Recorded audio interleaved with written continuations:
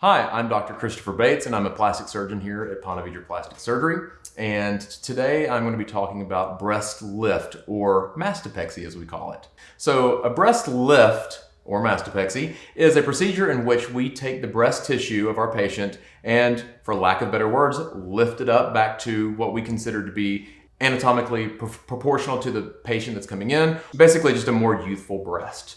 So a lot of patients that come in for mastopexy, they range in age, weight, status, a history of having children, kind of all the above.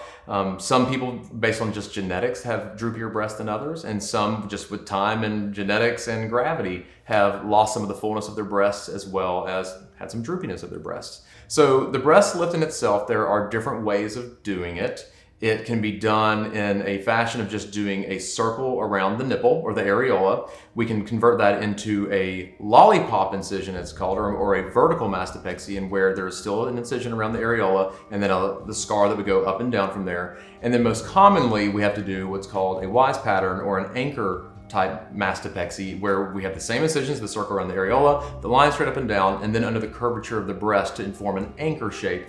And what this does is this helps reshape the entire breast mound and not just lift the nipple. Every patient is different, and some people need more lift of their nipples, some people need more reshaping of their breast.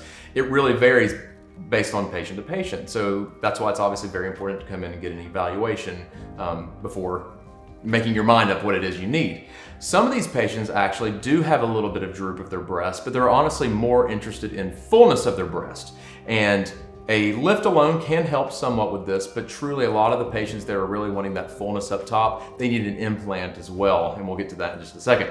So when I see my patients, I do measurements on their breasts, and based off these measurements, decide on what type of lift is appropriate for them. Go over, of course, the incisions, as well as what their postoperative expectations are, as well as the recovery period. So the surgery is a day surgery. You'd go home the same day. I typically do not use drains with my breast lifts, and again, they would go home the same day, and they're wearing a good supportive postoperative bra after the surgery. And depending on the type of incisions we place, there's different kind of upkeep with the breasts themselves. In the postoperative period, for the first 2 weeks, I ask my patients not to lift over 10 pounds. After 2 weeks, they can lift up to 20 pounds, and then slowly advance is tolerated after that, to where at about a month out, they're kind of free to fly. Back to the patients that are interested in more fullness in addition to the lift, they would a lot of the time benefit from what's called an augmentation mastopexy. So that's doing a combination of doing a implant as well as lifting on top of that. Now, there is a limit to how big of an implant we can do with this. Some people are really wanting to increase the size of their breasts, but these are opposing forces, meaning that the implant is increasing the size of the breast, but the mastopexy is not only lifting it, it's also cutting out extra skin to help reshape it. So you have two opposing forces, and at some point, there's a breaking point of what's too large to put in a breast before you have increased complication rates like wounds or incisions opening and things that we honestly don't like talking about, but they are known complications, and that's why we always want to advise our patients based on their anatomy and what their wishes are, what we believe to be best for them. To help with the breast lift, things that can be done are things like fat grafting. And fat grafting is where we actually do a little bit of liposuction on the body and take that fat and process it and then re-inject it into the breasts in the areas that are of most concern. A lot of women want more cleavage, or they do want some of that fullness up top, and we can actually recreate that by injecting fat into the breast and not actually having to use an implant. With fat grafting, I always tell my patients that I'm going to overdo it at first, because we know that not all the fat will stay.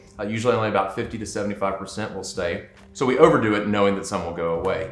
With fat grafting as well, we tell them that it usually will take a couple, at least 2, maybe 3 rounds of fat grafting to achieve their full desired result.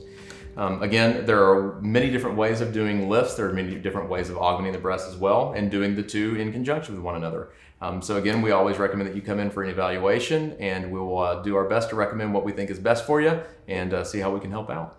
If you're interested in liposuction, feel free to come see me or the other 4 partners here at Ponte Vedra Plastic Surgery. You can call us at 904-273-6200 or visit us online at pvps.com.